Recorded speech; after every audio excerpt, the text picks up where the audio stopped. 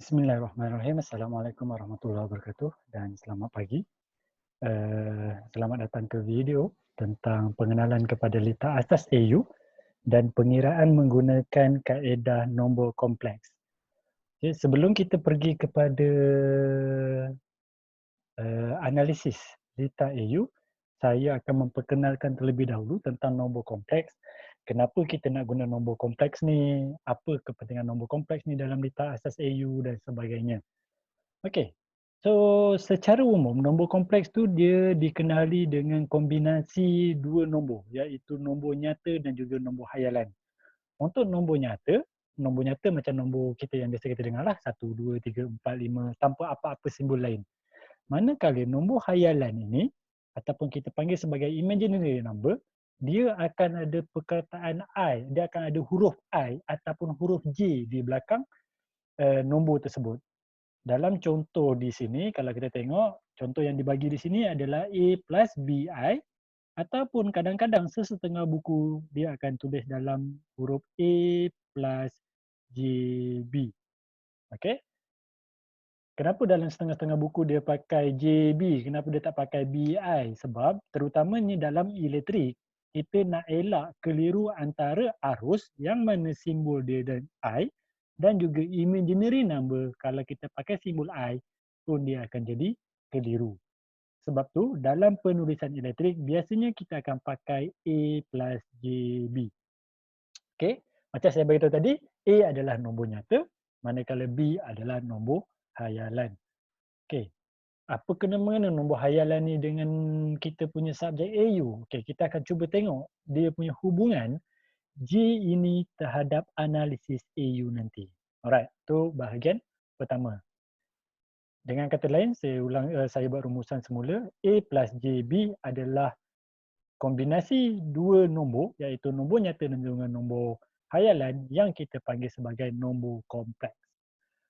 Alright, secara matematiknya, J ini kalau kita ulang kaji, dulu kita ada belajar tentang square root ataupun punca nyata, punca kuasa 2. Square root untuk 4 sama dengan 2. Square root untuk 9 sama dengan 3 dan sebagainya. Tetapi square root untuk angka negatif. Okey, secara lahiriah, okey, kita tak ada square root untuk angka negatif. Sebab negatif ni dia tak boleh datang dengan hasil square root. Sebab square root dia adalah hasil darab. Negatif darab negatif dia akan jadi positif. Positif darab positif dia akan jadi positif.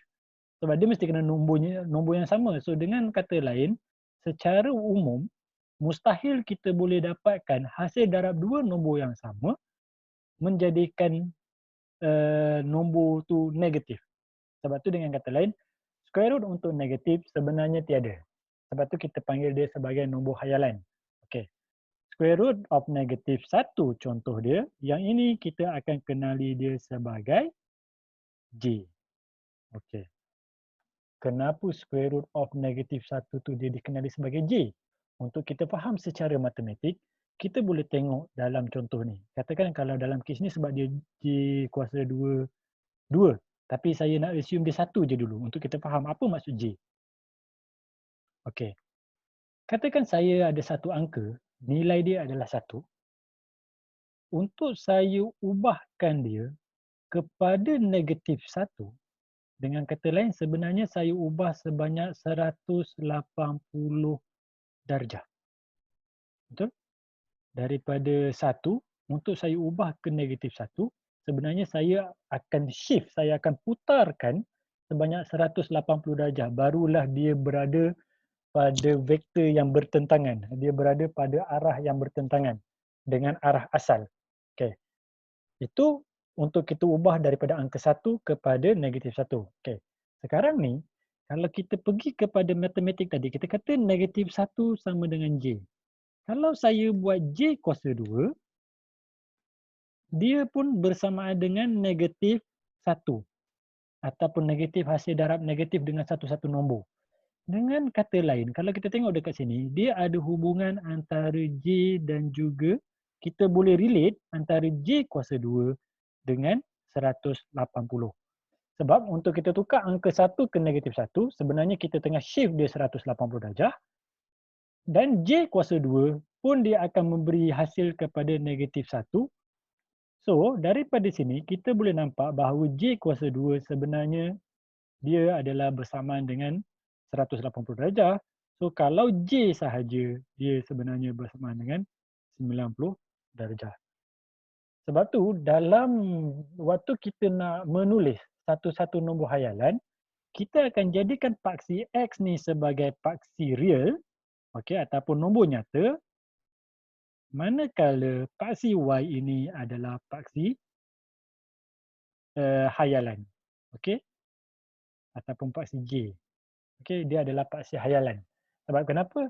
Sebab J mewakili 90 darjah berbanding nombor nyata. Okey, so ini adalah koordinat yang kita akan tengok nanti. Okey, so kita pergi kepada seterusnya. Ni yang macam saya bincangkan tadi, hubung kait antara J, J kuasa 2, J kuasa 3 dan juga J kuasa 4. Okey. So, dalam nombor kompleks, tadi kita dah cerita tentang J. Daripada waktu kita cerita tentang J, kita dah boleh buat satu kesimpulan. J secara umum, dia mewakili sudut 90 darjah. Okey. Sebab, bila J kuasa 2, dia sama dengan 180 darjah. Waktu dia shifted satu-satu angka tersebut. So, J ini, dia mewakili sudut 90 darjah. Itu nombor satu. Nombor dua, kompleks number tadi ataupun nombor kompleks dia boleh dibahagikan kepada dua jenis, dua bentuk penulisan.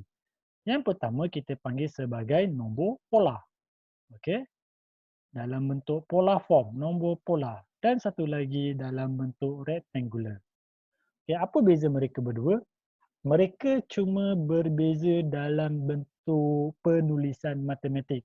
Tetapi kedua-dua bentuk nombor kompleks ini mewakili poin yang sama. Mewakili satu-satu titik yang sama. Tadi saya bagi tahu paksi X adalah paksi nyata, nombor nyata.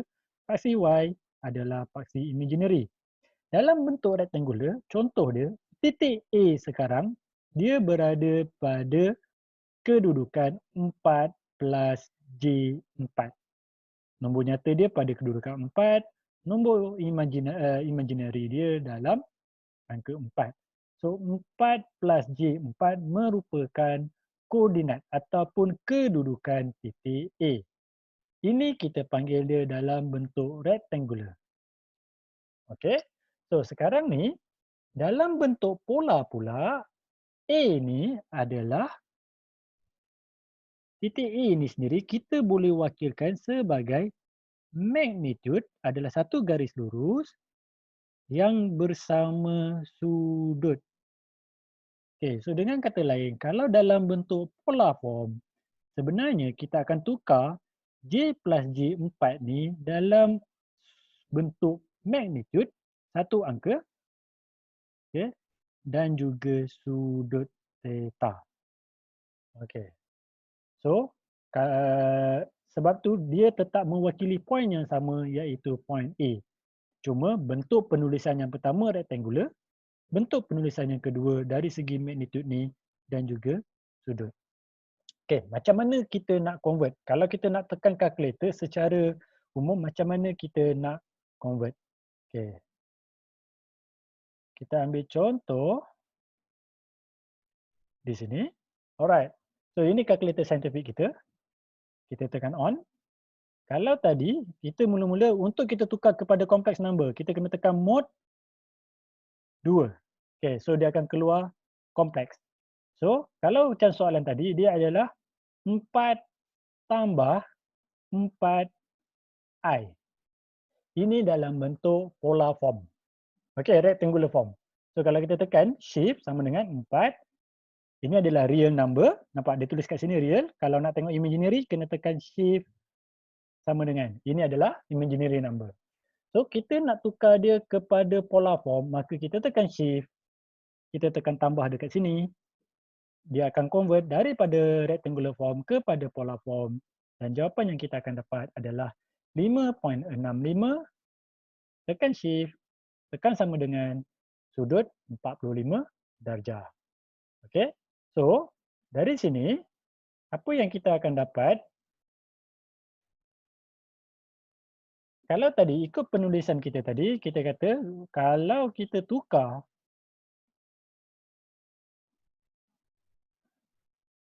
sekejap maksudnya kalau kita tukar rectangular kepada pola rectangular tadi 4 plus J4, bila kita tukar kepada polar form, kita akan dapat jawapan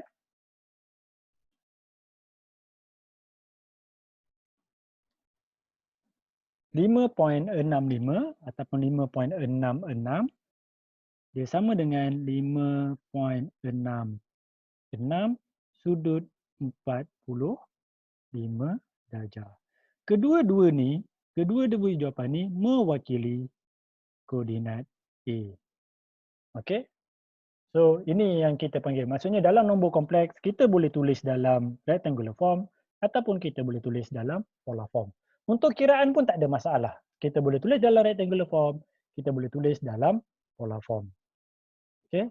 So, kalau kita tengok dekat sini, ini adalah contoh macam mana kita dapat jawapan tadi. Sebenarnya, kita pakai hukum segitiga biasa je. Sebab kita ada koordinat, kalau kita tengok di sini, kita ada koordinat 4, paksi X pun 4. Kita nak jawapan yang ni, kan satu segitiga, sudut 90 darjah. Macam mana kita nak dapatkan hypotenuse ni? 4 kuasa 2 campur 4 kuasa 2 divide by square root. So, kita akan dapat jawapan tadi. Angle macam mana kita nak dapatkan theta ni? Kita boleh pakai cos ataupun kita boleh pakai tan sebab kita ada angka B dan juga A. So, kita boleh pakai tan theta sama dengan 4 bahagi 4. Kita boleh dapatkan theta sama dengan tan inverse. Ini kaedah matematik. Kalau kita nak tukar daripada rectangular form kepada polar form ataupun kita boleh pakai kalkulator macam kita selesaikan masalah tadi. Okey? So yang ini adalah penerangan. Ini adalah satu lagi contoh yang lain. Dia bagi dalam bentuk polar form. So bolehlah buat exercise convert polar form ni kepada rectangular form. Okey, kita ambil satu contoh. Macam mana nak convert polar form kepada rectangular form? Saya ambil satu contoh. Okey, so sekarang ni kita nak convert polar form kepada rectangular form. Sekejap. Okey.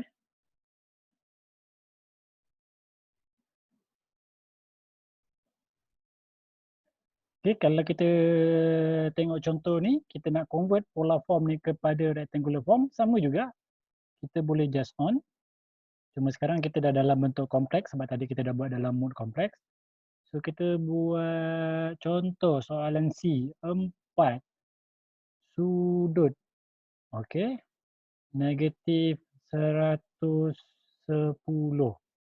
So, kita tekan je sama dengan automatik mereka tukar dalam bentuk rectangular form. Sebab by default, secara umumnya, kalkulator memang akan bagi dalam rectangular form. So, jawapan dekat sini, apa yang kita dapat, untuk soalan C ni, kita akan dapat jawapan dia, kalau kita convert, kita dapat negatif 1.37. Kita tengok dia punya imaginary. Klik shift. Sama dengan negatif 3.76. Negatif 3.76. Sebab tu kalau kita tengok jawapan dia negatif-negatif. So negatif duduk dekat sini, negatif duduk kat bawah. So kita dapat, dekat sini akan ada J lah sama imaginary tadi kan. Okay. So kita dapat negatif 1.37, negatif 3.76. Maka inilah titik yang kita rujuk. Okey? So sama dengan dekat sini. So itu yang saya bagi tahu tadi, sama ada kita dalam rectangular ataupun kita dalam polar form, sebenarnya kita tengah point pada satu point yang sama. Okey. So kita akan proceed topik seterusnya. So kita dah bincang tentang apa tu nombor kompleks, kita dah bincang tentang J yang mewakili 90 darjah, kita dah cerita tentang nombor kompleks yang terdiri daripada rectangular dan juga polar form. Okey? Sekarang baru kita masuk bahagian electrical. Apa kena mengena kita belajar rectangular, polar, J dan sebagainya dalam elektrik. Okey. Secara umum, kalau kita buat ulang kaji, apa yang kita dah belajar dalam arus terus sebelum ni, semua calculation kita, kita calculate yang terdiri hukum Ohm, kita kata R sama dengan V divided by I. Ini hukum Ohm. Dan kalau perasan, dekat waktu kita analyze arus terus, waktu kita buat analisis arus terus, elemen yang kita ada cuma resistor. Waktu kita pakai hukum arus Kirchhoff, waktu kita pakai hukum voltan Kirchhoff dan sebagainya, ataupun pembahagian voltan, ataupun kita buat pembahagian arus, semua calculation kita dalam hanya resistor sahaja. Tak ada induktor, tak ada kapasitor. Betul? Lepas tu, dalam chapter sebelum ni, apa yang kita belajar? Kita belajar tentang induktor, okay, yang mana unit untuk induktor ataupun pengaruh ni unit dia adalah Henry. Tadi resistor ni unit dia adalah Ohm. Dan kita belajar tentang pemuat ataupun kapasitor, unit dia dalam farad. Okey. So, bila dalam arus terus, kenapa analisis sebelum ini yang ada cuma resistor sahaja? Kenapa? Mana pergi induktor? Mana pergi kapasitor? Okey, kita akan buktikan sekejap lagi. Sebenarnya induktor dan kapasitor kalau dalam arus ulang-alik, okey, dalam arus ulang-alik AU mereka wujud. Tapi kalau dalam arus terus, apa yang berlaku kepada induktor dan kapasitor sebenarnya dia dalam keadaan litar terbuka ataupun litar tertutup ataupun litar pintas. Litar terbuka ataupun dalam keadaan litar pintas ataupun kita boleh kata mereka tidak ada dalam arus terus. Okey, kenapa mereka tak ada? Kita akan pergi sekejap lagi. Sebelum tu saya nak terangkan terlebih dahulu tentang sifat resistor, sifat induktor dan juga sifat kapasitor ataupun pengaruh dan pemuat dalam arus ulang-alik.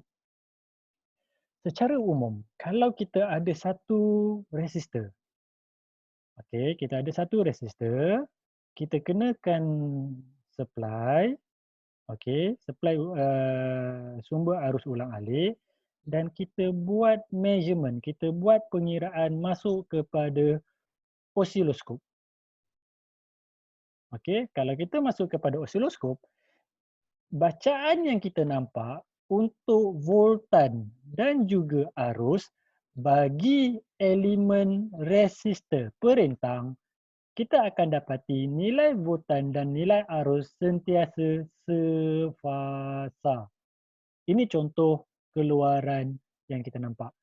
Okey, apa maksud sefasa? Fasa ni maksudnya angle ataupun theta, sudut. Sefasa bermaksud kita akan dapati sudut voltan dan sudut arus sentiasa sama. Okey, kalau kita tengok contoh dekat sini, waktu sudut voltan kosong, sudut arus pun kosong. Waktu sudut voltan ni sebenarnya 90, 180 dekat sini. Waktu sudut voltan 90, arus pun 90 dan sebagainya dan seterusnya. Itu sifat untuk resistor dalam arus ulang-alik. Okey. Apa pula sifat induktor? L. Okay, kita tengok sifat L. Okay, induktor dulu. Sifat induktor ataupun pengaruh, okay, bila kita jalankan eksperimen yang sama, cuma kita tukar, sekarang ni kita tukar kepada induktor, okay, apa yang kita akan dapati? Nilai voltan dia akan muncul dulu sebelum nilai arus. Voltan muncul dulu sebelum arus muncul. Beza mereka sebanyak 90 darjah. So, kita boleh buat kesimpulan, voltan akan mendahulu arus sebanyak 90 darjah. Okey. Voltan dia muncul dulu sebelum arus sebanyak 90 darjah. Ataupun kita boleh kata arus mengekor voltan. Betul tak? Sebab voltan dia mendulu sebanyak 90 darjah. Arus mengekor voltan sebanyak 90 darjah juga. Okey, so dia boleh dua-dua term lah. Okey, sebab V muncul dulu, baru I. Kapasitor ataupun pemuat, kalau kita tengok dalam kapasitor, kita akan dapati arus akan muncul dulu sebelum voltan sebanyak 90 darjah. So, untuk kapasitor, arus muncul dulu, baru voltan sebanyak 90 darjah. Okey. Ataupun kita boleh kata voltan mengikut arus sebanyak 90 darjah.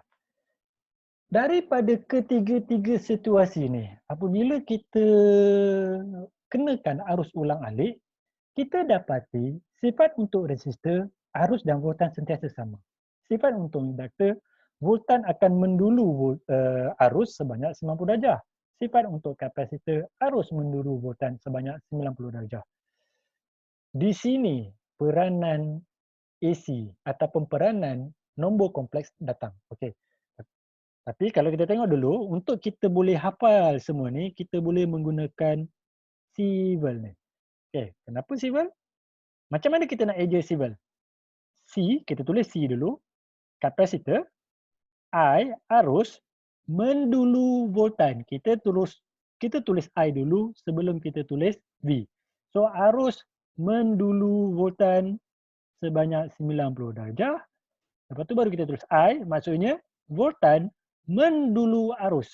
Betul? Voltan mendulu arus sebanyak 90 darjah untuk L ataupun arus mengekor. Sebab V ni satu, so kita jadikan V sebagai rujukan.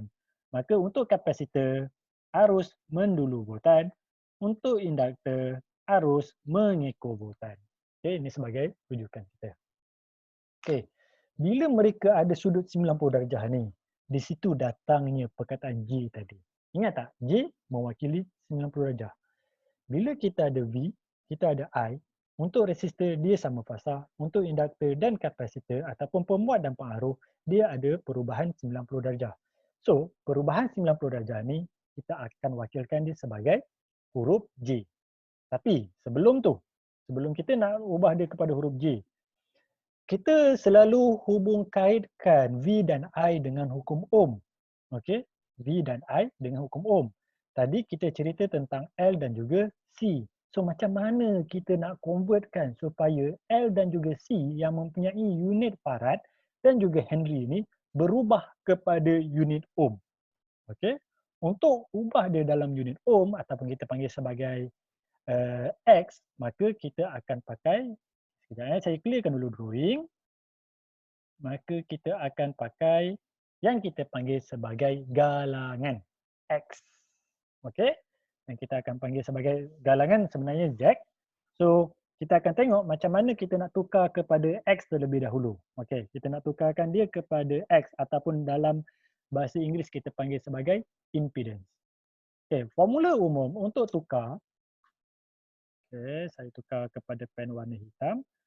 Formula umum untuk tukar L yang mana unit dia Henry kepada Ohm ataupun simbol dia dah jadi XL adalah XL sama dengan 2 pi FL ataupun sama dengan omega L. Tapi ingat, okey, itu nombor satu. Tak apa. J sekejap lagi kita sentuh. Ini adalah XL. Dan kita ada XC yang mana dia adalah 1 bahagi 2 pi FC sama dengan 1 bahagi omega C. So, kita tahu bahawa omega adalah bersamaan dengan 2 pi F. Okay, itu nombor satu. Okay, omega sama dengan 2 pi F. Okay, next. Tadi kita dah cakap bahawa untuk L dan juga C, dia ada sifat mendulu dan juga mengekor. Betul? Voltan dan arus. Kalau kita patah balik kepada hukum Ohm asas. Hukum asas hukum Ohm, dia bagi tahu R sama dengan V divided by I. Untuk resistor, tak ada masalah sebab V dan I sentiasa sudut sama.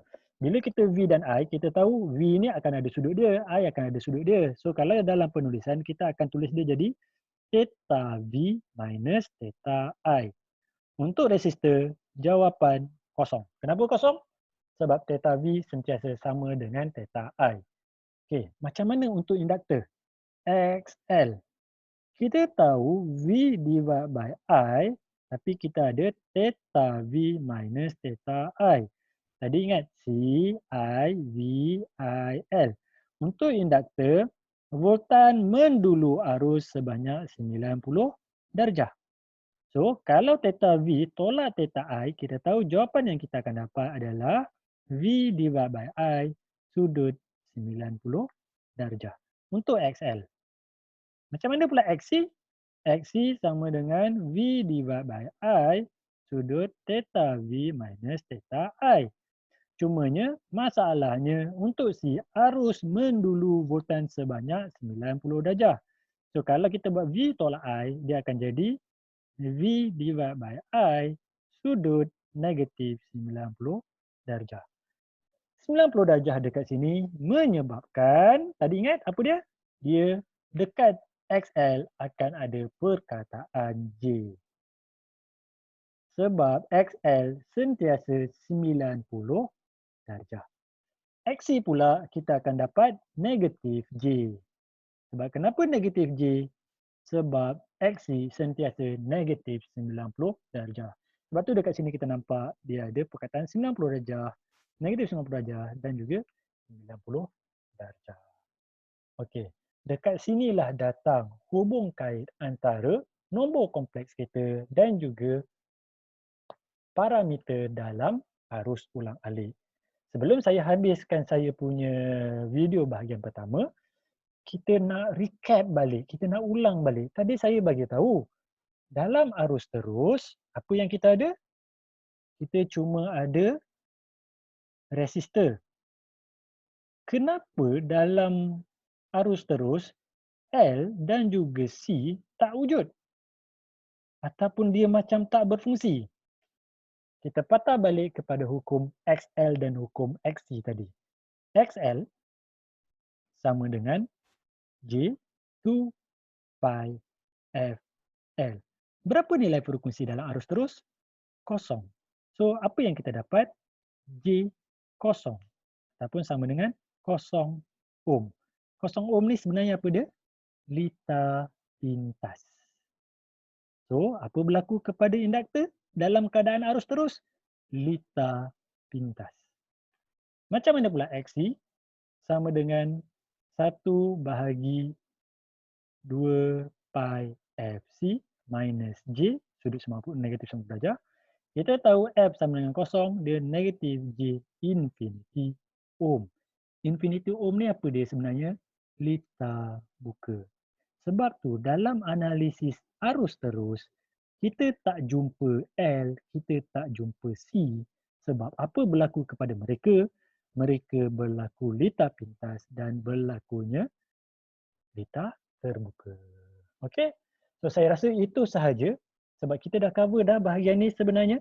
Kita dah cover juga bahagian ni. Okey, hukum Ohm apa semua tadi. Kita pun dah cover bahagian gelombang ni serta hubung kait yang ni sudut 90 darjah dan sebagainya. Kita dah cover berdasarkan formula CI/VIL. Okey, boleh ulang kaji, boleh baca dulu dan sekiranya ada persoalan kita akan bincangkan dalam video kita akan datang. Terima kasih. Assalamualaikum warahmatullahi wabarakatuh.